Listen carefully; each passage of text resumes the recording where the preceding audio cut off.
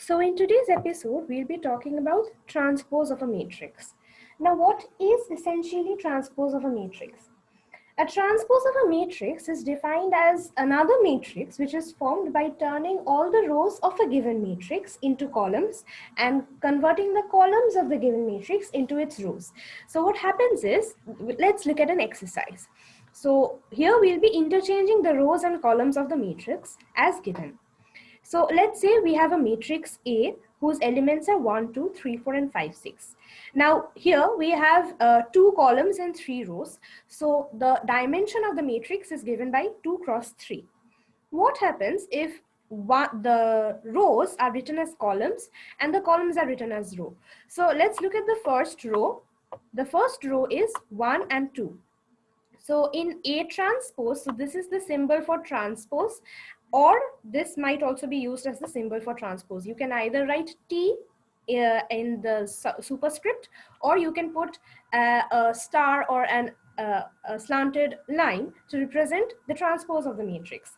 So in the given matrix A, we had the first row as 1, 2. So in A transpose, we'll have the first column as 1, 2. Here we have 1, 2 as the first row, and here we have 1, 2 as the second row. Similarly, when we look at the second row of the given matrix A, we find that it's 3, 4. So the second row, 3, 4, gets converted to the second column, 3, 4, in A transpose. Similarly, the third and the final row in A matrix given is converted to the third or the final column of the A transpose matrix. Going the other way around, you can also see that the first column of the given matrix 1, 3, 5 has been converted into the first row of the transpose of the given matrix 1, 3, 5. So 1, 3, 5 and as a column in this matrix becomes 1, 3, 5 as a row in this matrix. Similarly, the second column 2, 4, 6 in the given matrix A becomes 2, 4, 6 as the second row of the A transpose matrix. So that is what we call the transpose of a matrix. This is essentially an operation which converts or interchanges the rows of one matrix to the column and the columns to the rows. So we are changing or interchanging the rows and columns essentially. The second thing that we note is the dimension of the matrix alternates, as in it reverses in direction. Obviously, in this matrix, you have 2 columns and 3 rows. So when we convert the rows to columns, the A transpose matrix has 3 columns and 2 rows. So if it has m rows and m columns and n rows in the original given matrix, it will have n rows and n columns and m rows in the A transpose matrix. That is, whatever be the dimension of the given matrix, the dimension of the A transpose, that is the dimension of the transpose of the given matrix, will be the reverse. So if dimension of A is m cross n, then dimension of A transpose will be n cross m. That is actually an easy way to remember or to derive the dimension of a transpose of a given matrix. So since we have 2 cross 3 as A matrix, we'll have 3 cross 2 as the dimension of A transpose or A dashed. You can also call it A transpose or A dashed, which represents the transpose of a given matrix. Another property that you need to remember, that is a very small property, so I have not written it as such.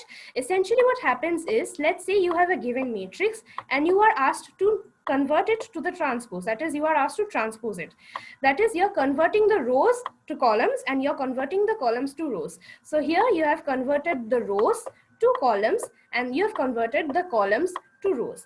Now say, for certain reason, you have to transpose it again. That is, you're transposing the transpose of the given matrix, which means, again, since this again represents a conversion or an interchange of rows and columns, first time you're converting the row to column and column to row. When you're again transposing the matrix, you're again converting the rows to columns and columns to row. That is, you're converting this column to a row and you're converting this row to a column. So see, when you're converting the first matrix to its transpose, the rows and columns interchange. That is, the row becomes the column and the column becomes the row. Again, when you're putting a transpose on the already transposed matrix, you're again converting or you're interchanging the rows and columns. That is, the column becomes the row of the matrix and the rows become the columns of the matrix. But if you compare this condition and this condition, essentially the rows remain as rows and the columns remain as columns. That is, there has been no net change in the orientation or in the structure of the matrix. This essentially implies that A transpose, whole transpose, is essentially A. So whenever you are operating transpose twice on a particular matrix, it returns you the original matrix. So always remember that A transpose whole transpose is A, whatever be the dimension or any property of the matrix for every A. That is, this is the symbol for every. For every matrix A transpose whole transpose will always return A. Whatever be the type, whatever be the nature, dimension, properties of the matrix, it will always return you the A matrix. The next property, or rather not a property, it's a type of a matrix. This concerns the transpose of a matrix. So we'll study it under the transpose of a matrix.